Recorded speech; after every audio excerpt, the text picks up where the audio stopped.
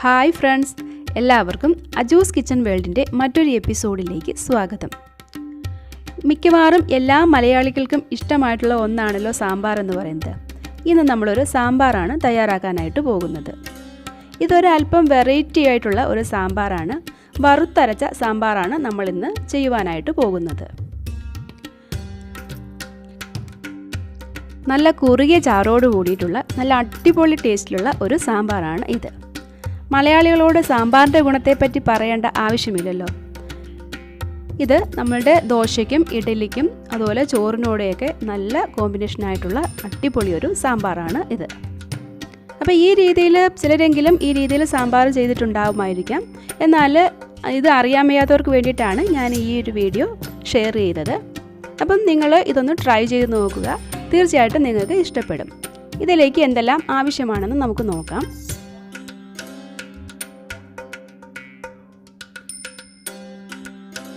കുറച്ച് ഉരുളക്കിഴങ്ങ്, മത്തങ്ങ, കുറച്ച് ചുരയ്ക്ക, കുറച്ച് ക്യാരറ്റ്, അതുപോലെ കുറച്ച് പച്ചമുളക് എടുത്തിട്ടുണ്ട്. ഒരു 3-4 പച്ചമുളക്, ടൊമാറ്റോ, വഴുതനങ്ങ.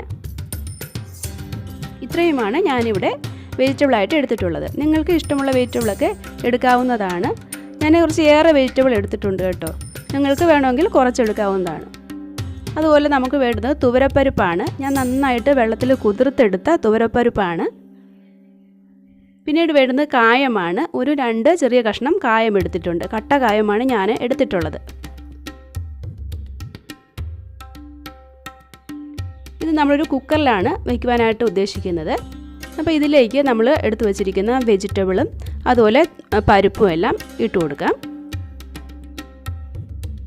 ഈ പരിപ്പ് നന്നായിട്ട് കുതിർത്ത് വച്ചിരിക്കുന്നതായതുകൊണ്ട് ഞാൻ ഈ വെജിറ്റബിളിൻ്റെ കൂടെ തന്നെ ഇട്ടാണ് കുക്ക് ചെയ്യാനായിട്ട് പോകുന്നത്. നിങ്ങളുടെ പരിപ്പിൽ വേവ് കൂടുതലാണെങ്കിൽ ആദ്യം കുക്കറിൽ വെച്ചൊന്ന് വേവിച്ചതിന് ശേഷം വെജിറ്റബിൾ ഇട്ട് കൊടുക്കുന്നതായിരിക്കും നല്ലത്. ഇതിലേക്ക് അല്പം മഞ്ഞൾപ്പൊടി, ഉപ്പ്, നമ്മൾ എടുത്തു വച്ചിരിക്കുന്ന കായം, ഇത്രയും ആവശ്യത്തിലുള്ള വെള്ളവും ചേർത്ത് കുക്കറിൽ ഒരു 2 വിസിൽ വരുന്നവരെ ഒന്ന് വേവിച്ചെടുക്കാം. ഞാൻ അത് കാണിക്കാനായിട്ട് വിട്ടുപോയതാണ്. ഇനി ഒരു പാൻ അടുപ്പത്ത് വെച്ച് നമ്മൾക്കതിലേക്ക് ഒരു 3 ടേബിൾ സ്പൂൺ തേങ്ങ ചിരകിയത് ചേർത്ത് കൊടുക്കാം. നമ്മളുടെ വറുത്തരയ്ക്കാനുള്ള ആണ് നമ്മൾ ചെയ്യുന്നത്. തേങ്ങ നന്നായിട്ട് ഗോൾഡൻ കളർ ആകുന്നവരെ വറുത്തെടുക്കണം.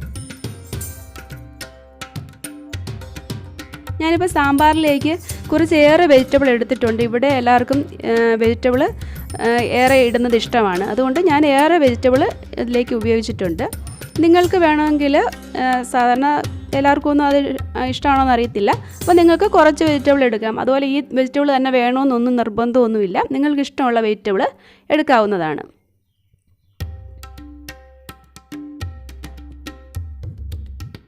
അതുപോലെ ഞാനിതിലേക്ക് പുളി ചേർക്കുന്നില്ല.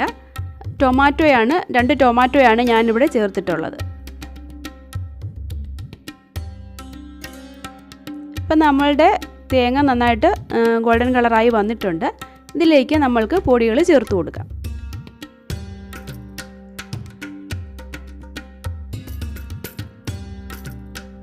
ഒരു 2 ടീസ്പൂൺ മല്ലിപ്പൊടി,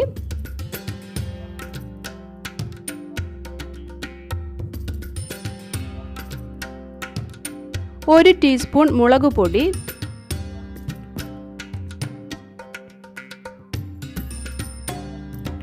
ഒരു 1/2 ടീസ്പൂൺ ഉലുവാപ്പൊടി.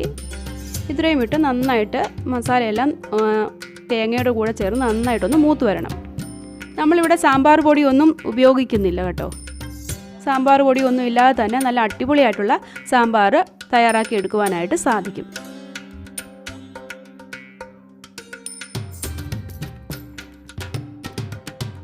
അതുപോലെ ഞാനിവിടെ ഇത് ഇപ്പം നന്നായിട്ട് മൂത്ത് വന്നിട്ടുണ്ട്. നമുക്ക് തീ ഓഫ് ചെയ്തതിന് ശേഷം നന്നായിട്ട് അരച്ചെടുക്കണം. ഞാനിവിടെ കട്ട കായമാണ് എടുത്തിട്ടുള്ളത്. അത് ഞാൻ ഈ വെജിറ്റബിളിൻ്റെ കൂടെ തന്നെ ഇട്ട് അങ്ങ് കുക്ക് ചെയ്യുന്ന സമയത്ത് അങ്ങ് ചേർത്ത് കൊടുക്കുകയാണ് ചെയ്തിരിക്കുന്നത്. ഇപ്പോൾ നമ്മുടെ വെജിറ്റബിൾ നന്നായിട്ട് കുക്കായി വന്നിട്ടുണ്ട്.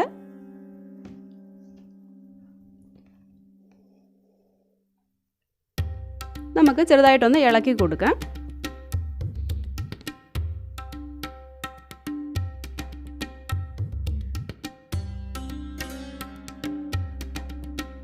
ഇതിലേക്ക് നമ്മൾ അരച്ച് വെച്ചിരിക്കുന്ന ആ തേങ്ങയുടെ കൂട്ട്, ആ അരപ്പും കൂടെ നമുക്കിതിലേക്ക് ചേർത്ത് കൊടുക്കാം. ആവശ്യത്തിനുള്ള വെള്ളവും കൂടെ ഈ സമയത്ത് ചേർത്ത് കൊടുക്കാം.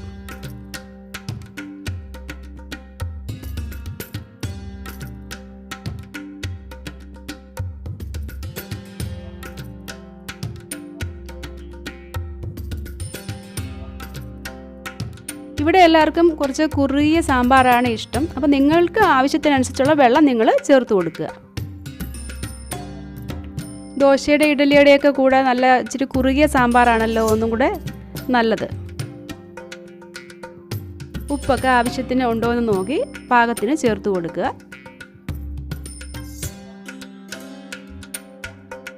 സാമ്പാർ പൊടിയൊക്കെ വെച്ച് തയ്യാറാക്കുന്നതിനേക്കാളും നല്ല സാമ്പാർ നമുക്ക് നമ്മൾ അല്ലാതെ തന്നെ തയ്യാറാക്കി എടുക്കുവാനായിട്ട് സാധിക്കും. അതുപോലെ കായത്തിൻ്റെ പൊടി ചേർക്കുന്നതിനേക്കാളും ഈ കട്ടക്കായം ചേർക്കുകയാണെങ്കിൽ ഒന്നും കൂടി കായത്തിൻ്റെ മണവും ടേസ്റ്റും ഒക്കെ കിട്ടുകയും ചെയ്യും. ഇതിലേക്ക് ഇതൊന്ന് തിളയ്ക്കുന്ന സമയത്ത് നമുക്ക് ഒന്ന് താളിക്കുകയും കൂടെ ചെയ്യാം. സാമ്പാറിനുള്ള താളിപ്പും കൂടെ നമുക്കൊന്ന് തയ്യാറാക്കി എടുക്കാം. അതിലേക്കൊരു 2 ടേബിൾ സ്പൂൺ എണ്ണ ഒഴിച്ചു കൊടുക്കാം.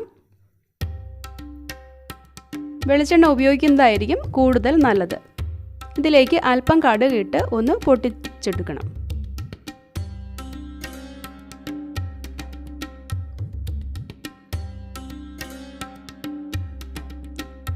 ഇതിലേക്ക് നമ്മൾ അല്പം ഉള്ളിയും അതുപോലെ 2 തണ്ട് കറിവേപ്പിലയും കൂടെ ചേർത്ത് നന്നായിട്ടൊന്ന് മൂപ്പിച്ചെടുക്കണം. ഈ കായം നമ്മൾ ചേർക്കുന്ന സമയത്ത് നമുക്ക് വെജിറ്റബിളിൻ്റെ കൂടെ ചേർക്കാം. അല്ലെങ്കിൽ ഈ എണ്ണ ചൂടാക്കുമ്പോൾ അതിനകത്തേക്ക് 2 കഷ്ണം കായം ഇട്ട് നന്നായിട്ട് മൂപ്പിച്ചെടുത്ത് അത് പൊടിച്ച് വേണമെങ്കിലും ചേർക്കാവുന്നതാണ്.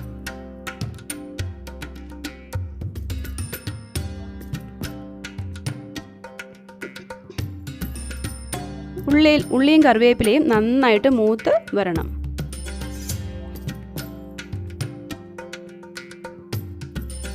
ഈ ഒരു സാമ്പാറിലേക്ക് ഞാൻ പുളി ചേർത്തിട്ടില്ല. ചിലർ പുളി ചേർക്കുന്നവരുണ്ട്. പക്ഷേ എനിക്ക് പുളി ചേർക്കുന്നതിനേക്കാട്ടിയും കൂടുതൽ ടൊമാറ്റോ ചേർക്കുന്നതാണ് നല്ലതായിട്ട് തോന്നിയിട്ടുള്ളത്. ടൊമാറ്റോയുടെ എണ്ണം അതനുസരിച്ച് നമ്മുടെ ആവശ്യത്തിനുള്ള പുളിക്ക് അനുസരിച്ച് കൂട്ടി കൊടുത്താൽ മതിയാവും. അതൊക്കെ ഓരോരുത്തരുടെയും ഇഷ്ടത്തിനനുസരിച്ച് ചെയ്യാവുന്നതാണ്. ഇപ്പം നമ്മുടെ താളിക്കാനുള്ള എല്ലാം നന്നായിട്ട് മൂത്ത് വന്നിട്ടുണ്ട്. നമ്മൾക്ക് ഇത് തിളച്ചുകൊണ്ടിരിക്കുന്ന സാമ്പാറിലേക്ക് അങ്ങ് ചേർത്ത് കൊടുക്കാം.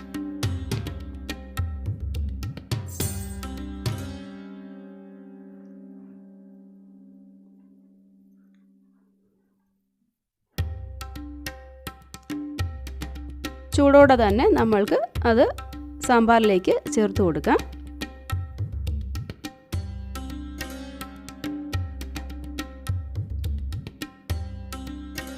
ചേർത്ത് കൊടുത്ത് നമുക്കൊന്ന് മിക്സ് ചെയ്തെടുക്കാം.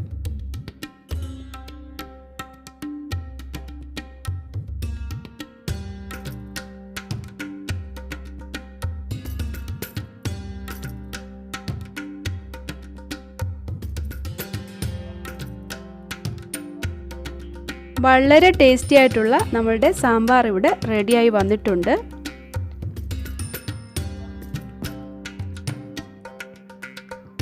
ദോശയ്ക്കും ഇഡ്ഡലിക്കുമൊക്കെ വളരെ പറ്റിയ ഒരു സാമ്പാറാണ് ഇത്. അതിന് മാത്രമല്ല ചോറിൻ്റെ കൂടെയും വളരെ നല്ല ഒരു സാമ്പാറാണ് ഇത്. ഈ രീതിയിൽ നിങ്ങൾ ഇതുവരെയും സാമ്പാർ ഉണ്ടാക്കി നോക്കിയിട്ടില്ല എങ്കിൽ ഒരിക്കലെങ്കിലും ഈ രീതിയിൽ ഒന്ന് ട്രൈ ചെയ്ത് നോക്കുക. തീർച്ചയായിട്ടും നിങ്ങൾക്ക് ഇതിഷ്ടപ്പെടും. നിങ്ങൾ ഒരു പ്രാവശ്യം ഇങ്ങനെ ട്രൈ ചെയ്ത് നോക്കുകയാണെങ്കിൽ പിന്നെ നിങ്ങൾ ഇങ്ങനെ സാമ്പാർ ഉണ്ടാക്കുകയുള്ളൂ. വളരെ ടേസ്റ്റി ആയിട്ടുള്ള ഒരു സാമ്പാറാണ് ഇത്. അപ്പോൾ വീഡിയോ നിങ്ങൾക്ക് ഇഷ്ടമായെങ്കിൽ ലൈക്ക് ചെയ്യുക. മാക്സിമം മറ്റുള്ളവരിലേക്ക് ഷെയർ ചെയ്ത് കൊടുക്കാനായിട്ടും ശ്രമിക്കുക. സബ്സ്ക്രൈബ് ചെയ്യാത്ത കൂട്ടുകാർ സബ്സ്ക്രൈബ് ചെയ്യാനായിട്ടും ഓർക്കുമല്ലോ. അടുത്ത നല്ലൊരു വീഡിയോയുമായിട്ട് നമുക്ക് വീണ്ടും കാണാം. അതുവരേക്കും എല്ലാ കൂട്ടുകാർക്കും ബായ്.